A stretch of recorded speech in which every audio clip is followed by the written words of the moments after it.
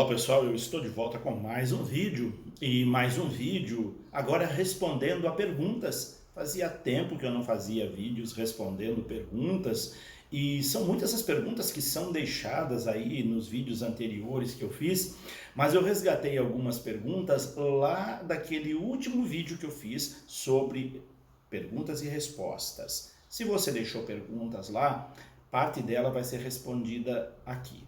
Porém, por se tratar de muitas perguntas, eu dividi em dois blocos. Eu vou fazer um vídeo respondendo 10 perguntas, depois eu faço um outro vídeo respondendo as demais perguntas que foram deixadas.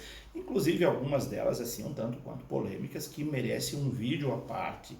Mas as que eu selecionei aqui, essas 10 primeiras, são perguntas simples e que vai elucidar muita coisa aí para você que tem dúvidas sobre a igreja. Vamos lá então, mas antes de responder essas perguntas, eu convido você que passa por esse canal ainda não é inscrito, se inscreva, não custa nada, é muito rápido, é só apertar ali inscrever-se, você já está inscrito, pronto, já pode participar e receber notificações dos meus vídeos quando eu postar vídeos novos. Vamos lá então. Eu não vou falar o nome das pessoas que deixaram aqui, algumas pessoas pediram, olha, não fala o meu nome e tal, então não vou falar o nome de ninguém, eu só vou falar a pergunta que a pessoa deixou. Bom, a primeira pergunta é: Messi pode exercer sua função em duas paróquias ao mesmo tempo, caso consiga conciliar a função nas duas paróquias? Messi são ministros extraordinários da distribuição da Sagrada Comunhão Eucarística, mais conhecido como ministro da Eucaristia, popularmente falando, no senso comum. E eu respondo para você que não. O Messi é investido para atuar numa paróquia específica. Quando você vai para uma outra paróquia, você deve pedir autorização para atuar. Então, o Messi desta paróquia não pode estar exercendo a função numa outra, a não ser que ele tenha sido investido naquela paróquia também. Então, se ele foi investido em duas paróquias, teve a investidura para atuar nas duas, ele pode atuar nas duas. Mas isso é um caso muito raro. Geralmente, o Messi atua numa única paróquia. Na paróquia onde você não foi investido como Messi, você não deve atuar como Messi. Pode atuar excepcionalmente com autorização do pároco, aí sim você pode, do pároco local, do pároco local, não do pároco da paróquia que você é Messi. Então, que fique muito claro isso, você é investido para ser Messi numa determinada paróquia. A outra pergunta é: na adoração dizemos digníssimo ou diviníssimo sacramento? Nós dizemos diviníssimo sacramento. Graças e louvores se deem a todo momento ao diviníssimo, ao santíssimo e diviníssimo sacramento, tá? Não é digníssimo, é diviníssimo, porque está se referindo a Deus. A outra pergunta é certo fazer a entrada da palavra em todas as missas? E como é correto?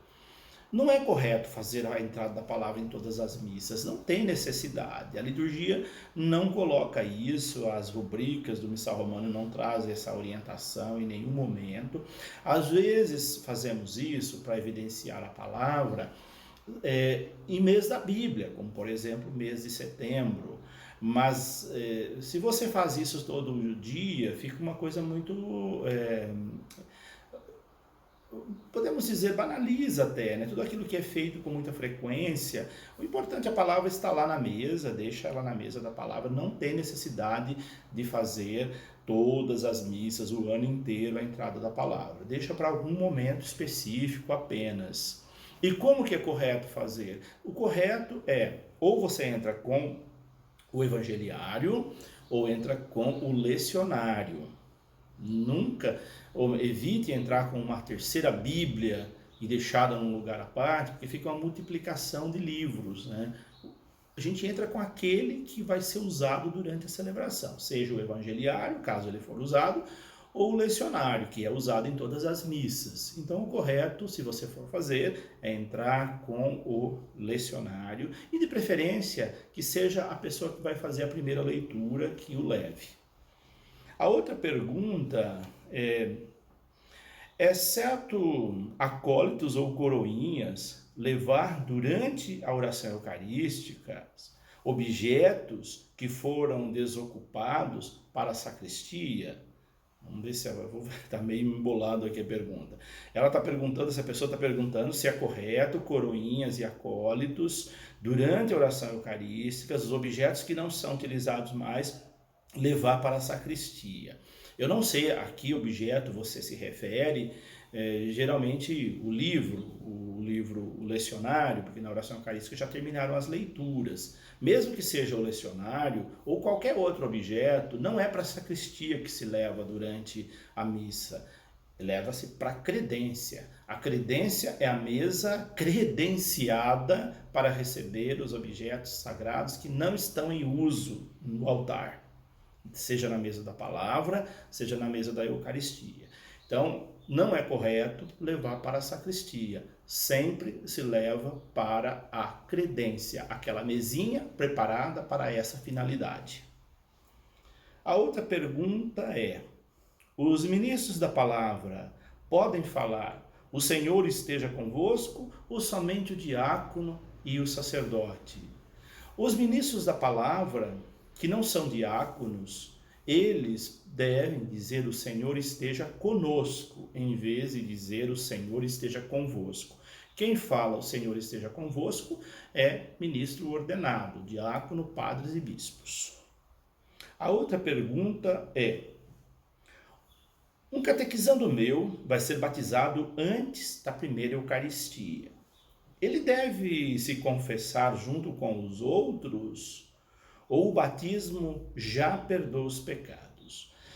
Primeiramente, o batismo perdoa o pecado original, mas ele não substitui a confissão. Portanto, esse catequizando deve se confessar junto com os outros catequizandos na mesma ocasião. Não precisa fazer dispensá-lo da confissão e nem numa hora específica. Ele encaminha-se à confissão junto com os demais. Batismo perdoa só o pecado original.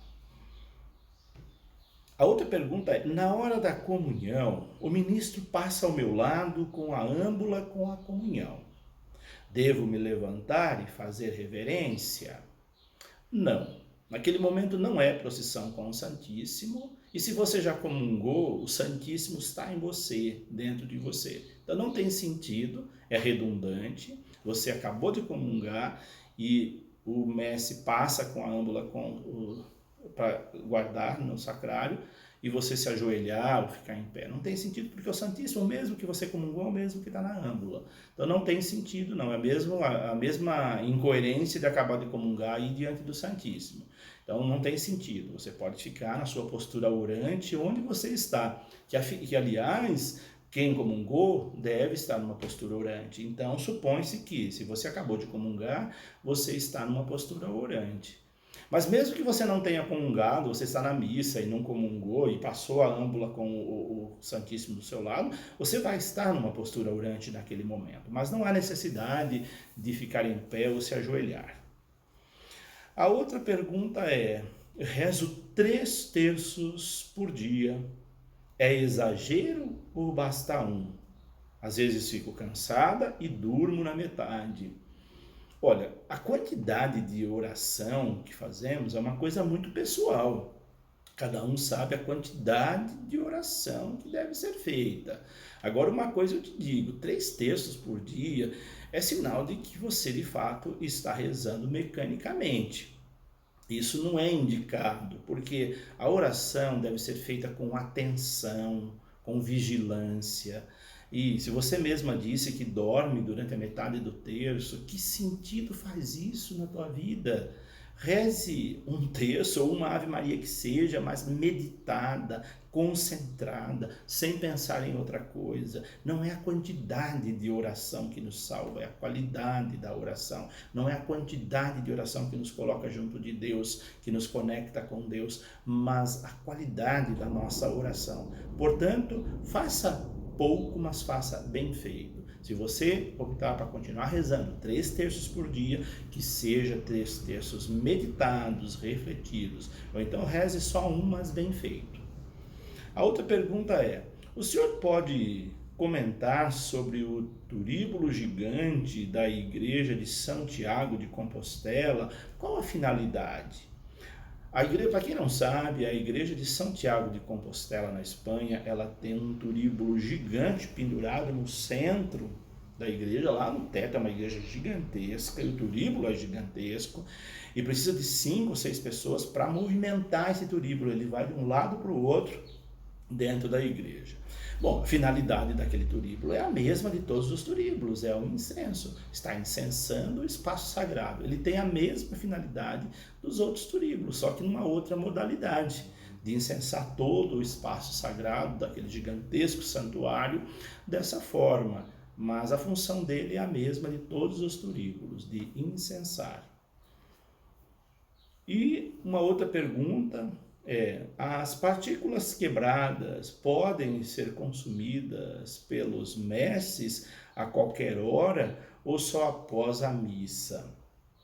As partículas quebradas, os fragmentos, podem e até devem ser consumidas pelos messes, mas é claro que tem que ser ali na hora da celebração, né? Dentro, após a celebração, mas não fora da missa, no outro momento, porque é comunhão, mesmo sendo fragmento, é comunhão. Então não se comunga fora da missa. Não dá para um mestre chegar no meio do dia, onde não tem missa, ir lá na âmbula com partículas fragmentadas e consumi-la fora da missa. Isso não é correto. O correto é na hora da purificação fazer esse gesto. Terminou de distribuir a comunhão, na hora de fazer a purificação, tendo partículas quebradas, separadas, previamente separadas, já faça, consuma ali naquele momento junto com os demais, dentro do contexto da missa. Então por hoje são essas as perguntas, tem muitas outras, mas para que esse vídeo não fique muito longo, eu paro por aqui. Depois eu volto respondendo outras questões também. Se você tiver outras dúvidas que não foram respondidas ainda, você pode deixar aí embaixo para que eu responda em outro momento. Pode deixar também seus comentários, diga aí como é que são na sua comunidade, essas perguntas que outras pessoas fizeram, você pode comentá-las também, como que é aí na sua comunidade. Que Deus os abençoe e até o nosso próximo vídeo. Em nome do Pai, do Filho e do Espírito Santo.